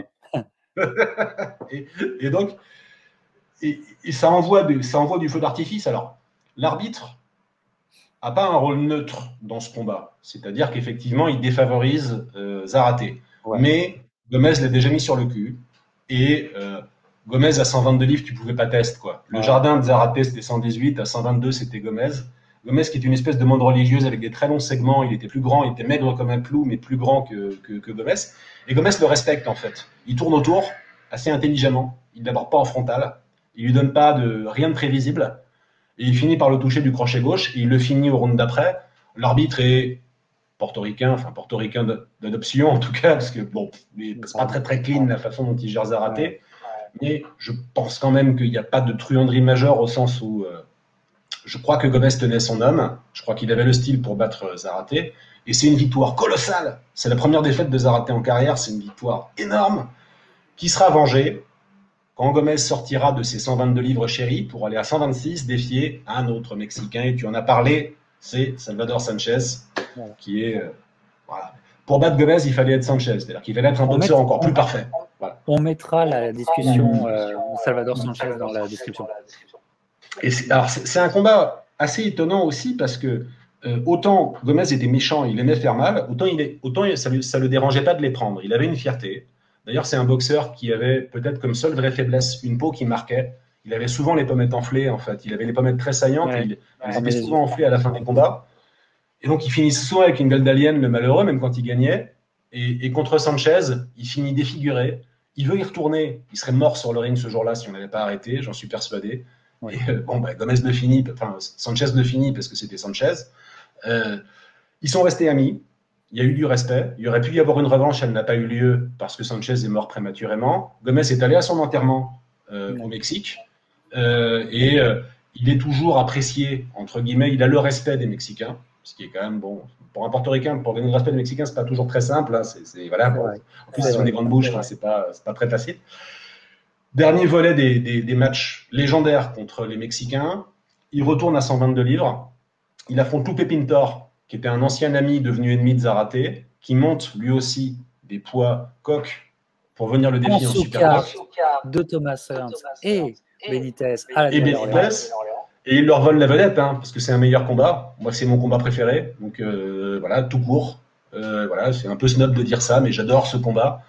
C'est un combat épique qui dure 14 rounds, qui est merveilleux, où finalement tu t'aperçois que Pintor, en fait, il est bien à l'aise à 122 livres. Il est bien costaud, il tape bien fort, etc., etc. C'est un combat mythique, d'anthologie, qui finit au 14e round. Enfin, c'est un truc. Enfin, ça se vit, ça se décrit pas dans le détail, donc je le ferai pas. Mais c'est absolument sublime. Alors après, Gomez, c'était plus un monstre à 122 livres que ça n'a été dans les catégories supérieures. Il a quand même réussi à avoir un titre en plume contre Juan Laporté. Victoire méritée. Yes, Gabriel. Il a eu un titre en super plume contre Rocky Lockridge. Victoire pas méritée, mais à San Juan. Voilà, ça y est, c'est dit. Donc, c'est des titres dans 3 catégories. C'est un puncher inégalé dans ces catégories-là. Voilà, on va le dire. Enfin, il trimballait une artillerie qui est absurde. Et puis, la technique pour bien l'utiliser. C'est-à-dire qu'il ne se contentait pas d'avoir une grosse praline. Il savait très bien comment faire pour battre ses adversaires. Alors, sur la fin, donc, il perd aussi contre Azuma Nelson, il faut le noter. Alors, il était déjà un peu au-dessus de son poids idéal, mais il perd contre un jeune Azuma Nelson, qui était lui aussi un fameux boxeur, hein, les Pirates. Parce que pour le coup, Nelson était vraiment plus costaud que lui, il n'y avait pas de discussion. Donc, il finit avec 3 titres, 44 victoires, 42 par KO, pour 3 défaites par KO. Il n'aimait pas beaucoup les décisions. Et un nul, son premier combat pro. Bah, c'est une légende, quoi. Voilà, c'est une légende. Et puis, c'est 17 victoires par KO consécutives en défendant son titre en Super Cup, quoi. Enfin, bon, voilà, t'es un peu dans un univers parallèle. Là, t'es un petit super-héros qui fracasse tout. Voilà, c'est bon. Donc, c'est Wilfredo Gomez. Il est toujours en vie. Wilfredo Gomez, il a pas eu il a eu des problèmes avec la police, il a eu des problèmes avec. Enfin, bon, c'est un portoricain un peu dans l'esprit. Il a la stache et il avait un peu le lifestyle aussi. Mais il n'est pas mort. Et c'est, je crois, pour les portoricains, un personnage très spécial, Wilfredo Gomez. Voilà, bon, regardez ses combats, regardez boxer Gomez, c'est un truc assez très fou. Spectaculaire. Très, très spectaculaire. Tout à fait. Tout à fait. Il méritait bien son surnom, d'ailleurs. Bazooka. C'était ton numéro 3. Et donc, on va aller sur le numéro 2, qui est peut-être, selon moi, la surprise, la grosse surprise. Le mettre dedans, aucun problème. Je pense qu'on serait tous d'accord, tu vois. Mais le mettre numéro 2, c'est très intéressant, ça. C'est très, très intéressant. C'est très, très haut. Et tu vas nous expliquer pourquoi, mais l'histoire, on l'a déjà racontée. Évidemment, l'histoire, on l'a racontée, ça vous a plu, je le sais. C'est Félix Trinidad. Bien sûr, la discussion Félix Trinidad avec la voix de la boxe, Christian Delcourt, et l'écrivain Antoine de 130 livres et votre capitaine. Et bien sûr, sur la page existe déjà, elle date de la fin d'année dernière. Vraiment, c'était Noël avant l'heure. Et pour ce jeune champion, lui aussi on parlait de Benitez, ce jeune champion qui a été le jeune champion de notre génération, Tito Trinidad, au lieu de Félix Trinidad, comme je te l'ai mis. Alors, Tito Trinidad, Antoine, deuxième. Explique-nous. Alors, deuxième, et j'aime bien me faire mal, parce que je mets Tito Trinidad devant des boxeurs que je lui préfère. Je préfère Gomez, je préfère Benitez, je préfère Camacho. Et c'est des questions de style après, tu peux pas... Bon. Alors, pourquoi Trinidad? Parce que Trinidad, et c'est aussi l'époque qui a un peu voulu ça, et c'est aussi les promoteurs qui ont un peu voulu ça, mais Trinidad, il a une particularité, c'est que lui a vraiment été sur le toit du monde. C'est-à-dire que les portoricains, en fait, sont excellents dans les seconds rôles de l'histoire de la boxe, quand il réfléchit. Et Tito, il y a eu cette espèce d'aura, cette espèce de super star, d'enfant chéri de la boxe. Il a eu ça. Il a eu une époque où tout était programmé, les planètes s'alignaient pour lui. Le timing, tout à fait. Le timing du boxing business à l'époque a fait qu'il était le pendant de Don King, de Oscar de la Hoya chez Top Rank. On voulait raconter son histoire à lui. La boxe voulait raconter son histoire à lui. Et d'ailleurs, ça a échoué. Ça a fini par rater comme tous les meilleurs plans. Il a fini par aller une marche trop haut. Mais l'histoire vivait au rythme de Trinidad. C'est pour ça que je le mets à cette place très particulière. Parce que, contrairement à beaucoup de portoricains, lui a eu la reconnaissance, lui a obtenu cette légitimité-là, y compris aux yeux du public américain. Voilà, c'était la mégastar, c'était le patron. Il y avait Tito. Tito, c'est aussi 7 ans de règne en welter. C'est pas rien, 7 ans de règne en welter, objectivement. Alors, c'est pas lui qui a battu le plus de noms prestigieux dans la catégorie, mais c'était un style très spectaculaire, beaucoup de chaos, un crochet gauche d'anthologie, littéralement, qui était un coup d'anesthésie.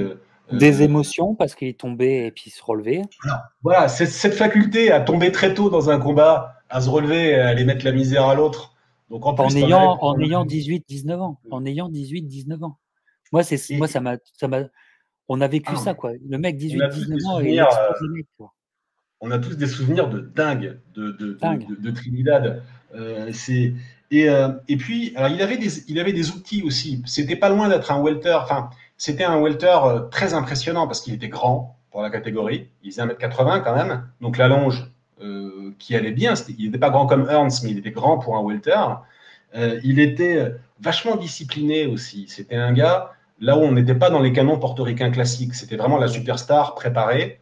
C'est-à-dire que c'était même pas une très grande bouche en fait hors du ring, un type plutôt respectueux. Je crois que Christian, dans mon souvenir, nous avait raconté ça aussi, que c'était pas le plus exubérant des portoricains, c'était un mec préparé pour son destin et qui laissait parler ses points, surtout quand il fallait fermer une bouche, lui il le faisait avec son crochet gauche, quoi. En gros, c'était bon et c'était assez efficace.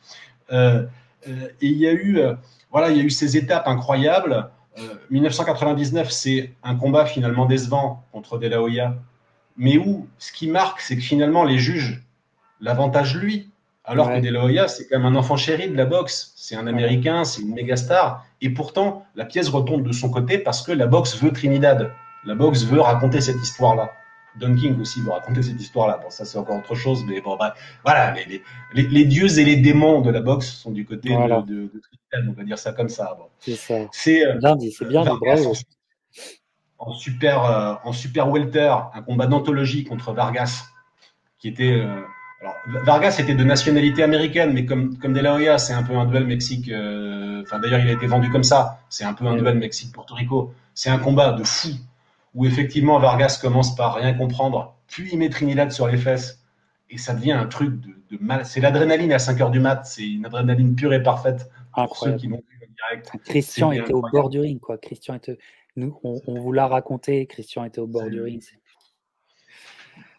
Et puis, bah, il y a ce tournoi des poids moyens qui est organisé pour lui permettre de devenir vraiment, de prendre la couronne, c'est-à-dire devenir le plus grand des moyens.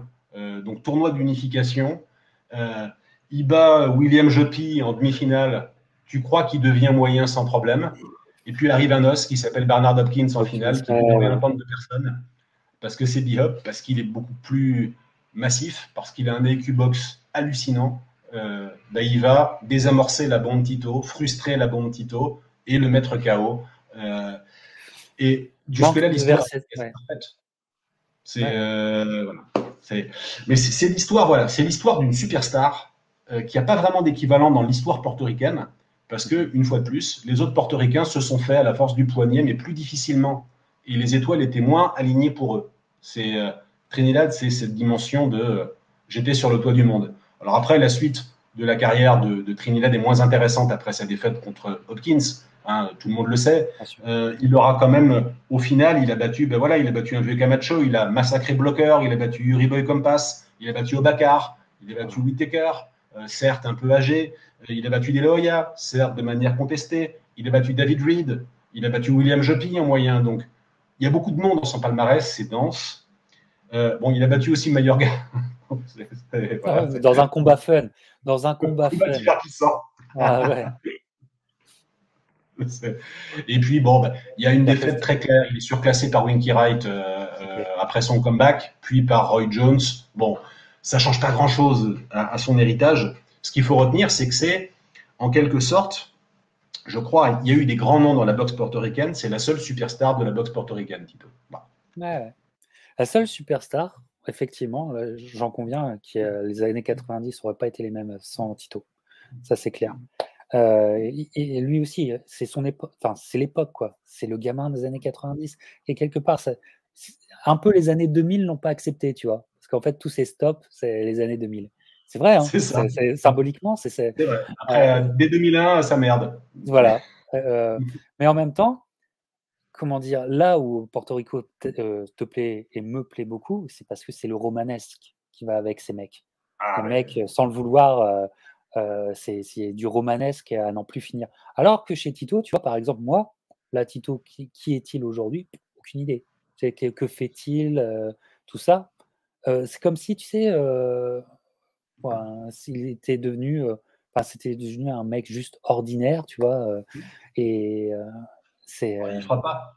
Lui, Voilà. effectivement, Mais tu l'imagines pas avoir dépensé tout son fric, tu l'imagines pas à la non, une des tabloïds faire n'importe quoi avec de la coke ouais. et des filles de joie, tu l'imagines pas, enfin, non, non, non.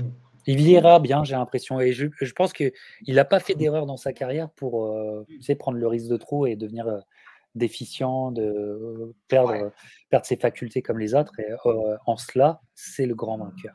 En cela, c'est le grand vainqueur, peut-être de ta sélection.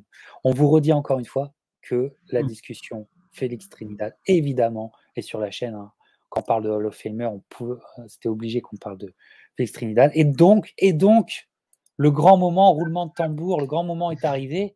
On va savoir le numéro 1 portoricain selon Antoine 230 livres.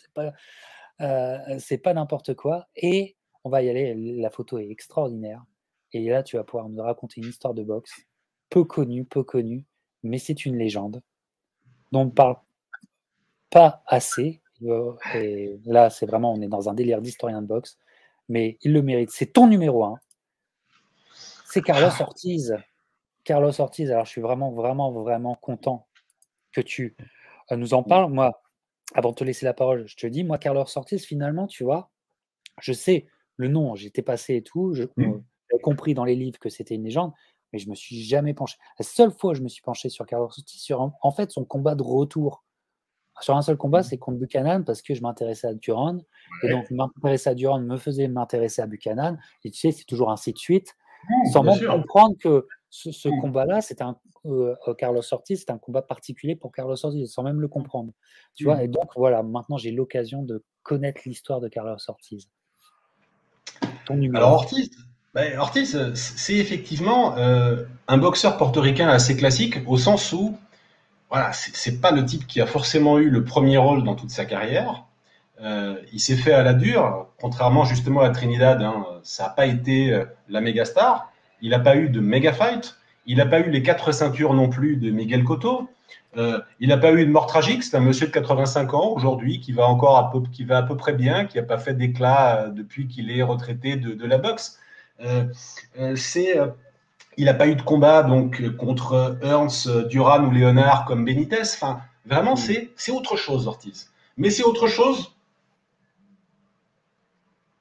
d'un niveau hallucinant, une carrière d'une densité folle. Et j'allais dire, quand on pense en particulier à la catégorie des poids légers, très naturellement, on va penser Duran, on va penser un peu Benny Léonard.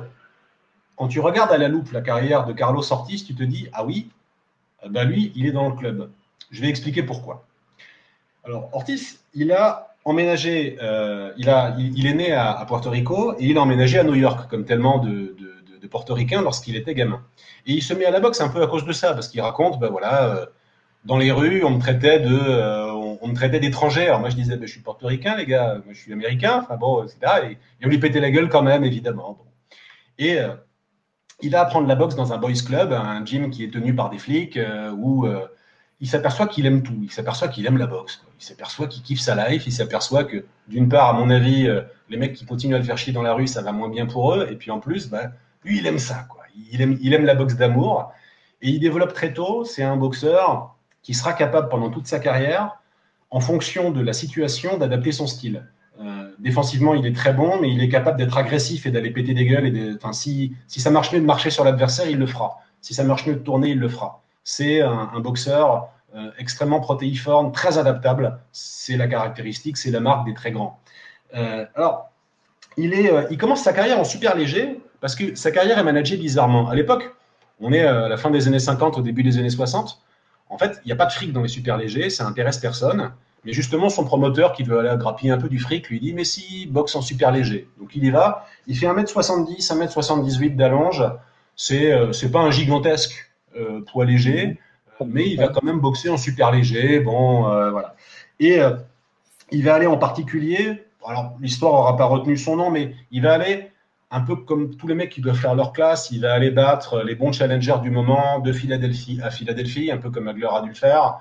Il va battre, alors il perd une première décision contre, en carrière, un premier combat contre un type qui s'appelait Kerry Lane, qui était un ancien détenteur de titre mondial, et il va le battre, lui, par KO au deuxième round pour prendre la ceinture mondiale lors de sa revanche, sa première ceinture mondiale en carrière, en super léger, à 140 livres. On est en 1959, au Madison Square Garden, et il devient le deuxième champion de l'histoire des Boricuas, c'est le surnom des Portoricains, après Sixto Escobar, très longtemps avant. Il est né au moment où Escobar prend sa première ceinture de champion du monde portoricain en 1936, et c'est le deuxième champion du monde portoricain, c'est dire s'il y en a eu un paquet après.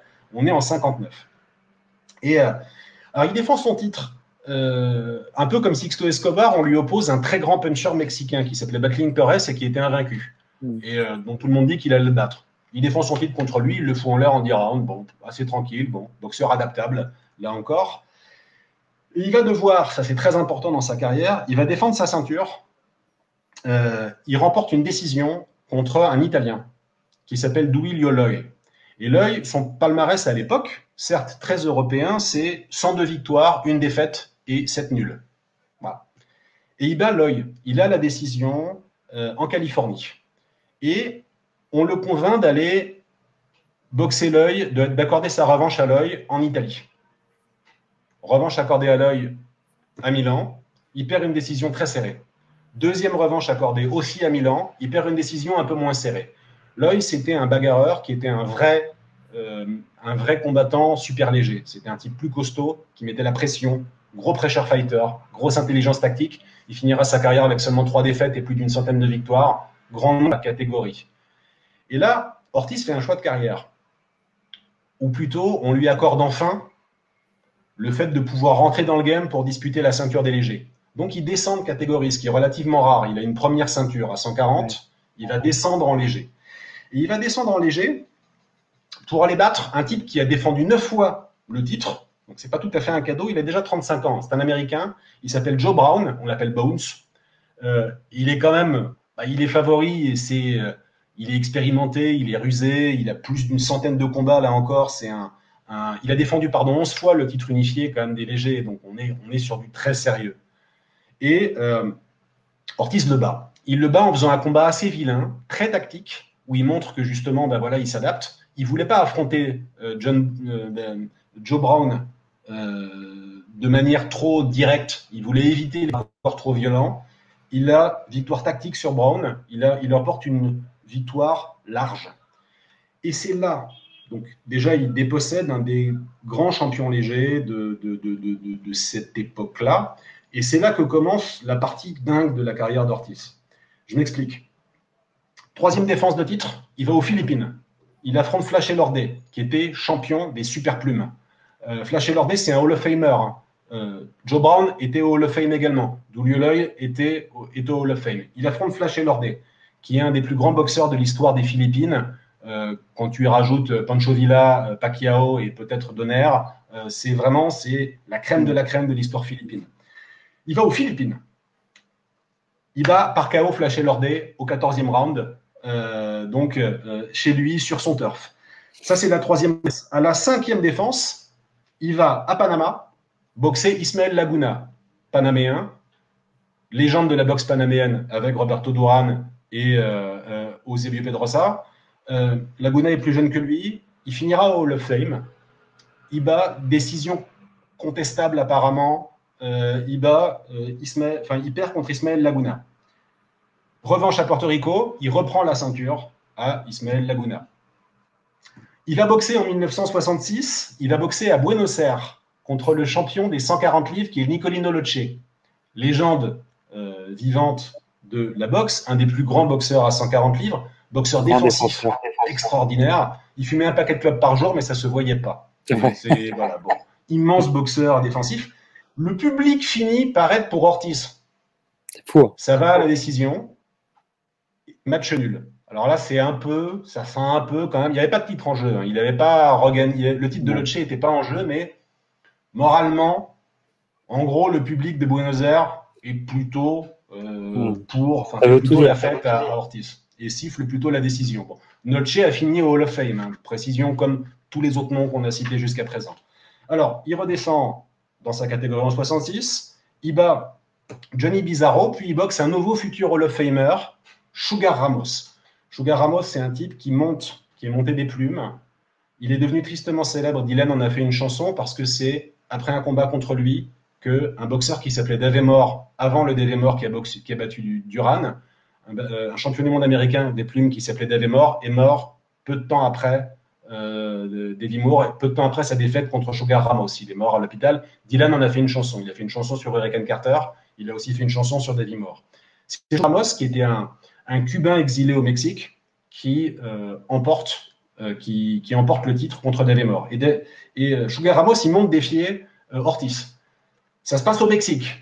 Il faut un peu imaginer quand même, bon voilà, on accueille un champion du monde, c'est un peu la revanche Escobar-Casanova, quoi, en quelque sorte, dans la tête des Mexicains. C'est, voilà, on tient un nouveau champion du monde portoricain, donc on va le tuer. L'arbitre, c'est Billy Conn. C'est assez marrant. Hein, c'est légende de la boxe devenu arbitre, hein, légende des poids mi-lourds, ancien adversaire de Joe Louis. Et la foule mexicaine prend mal un compte qu'elle estime un peu long en faveur du champion, qui va au tapis au deuxième round. On considère que l'arbitre protège un peu Ortiz. Et surtout, quand Ortiz coupe Sugar Ramos au 6e et qu'on prononce l'arrêt sur blessure, là, la foule est vraiment pas contente. Mais quand elle n'est pas contente comme des Mexicains à l'époque.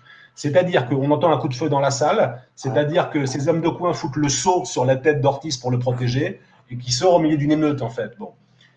Il a gagné dans des circonstances un peu particulières, certes, mais il remet son titre en jeu encore une fois derrière contre Flash Elordi. Il l'affronte une deuxième fois, cette fois-ci, il le remet KO, toujours au 14e round.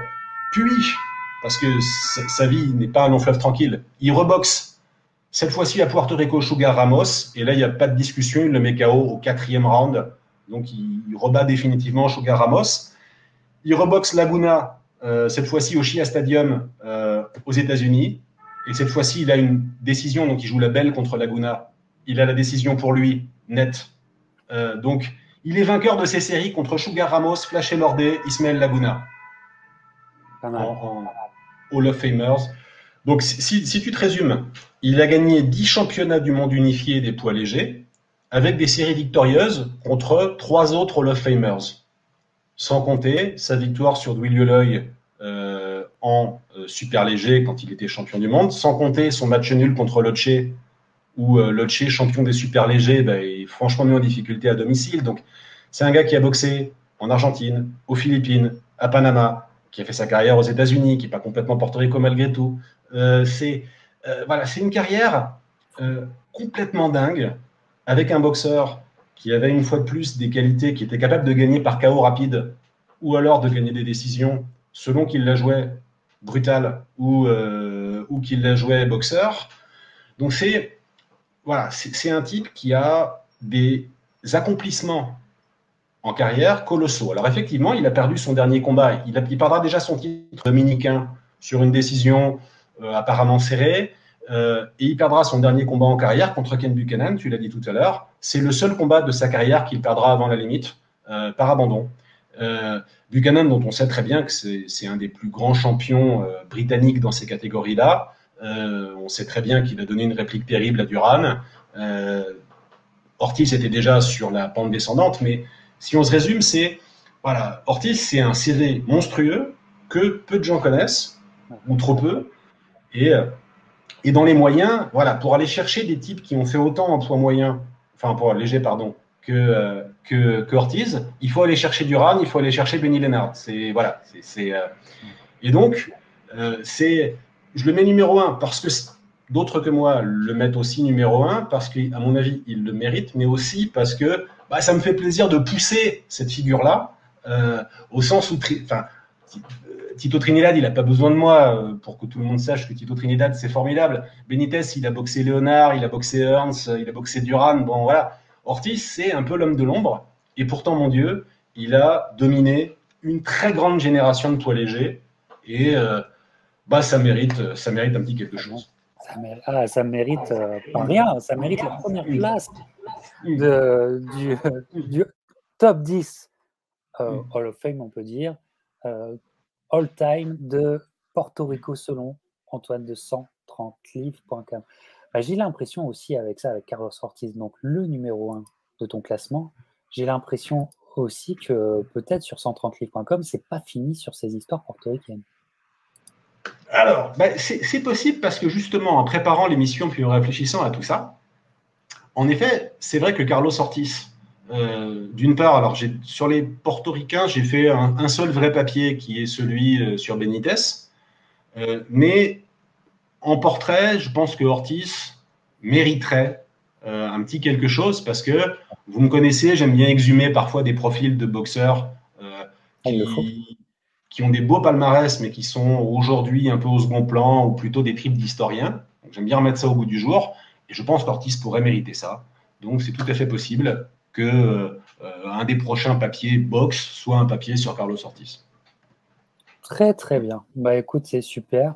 Donc on va te laisser sur cette impression et sur aussi peut-être cette énergie pour aller nous pondre ce papier que je pense maintenant beaucoup qui nous regardent vont attendre sur 130livres.com. Et puis nous, sur le Captain Crochet, Captain Hook Chronicles, on va se retrouver bientôt finalement.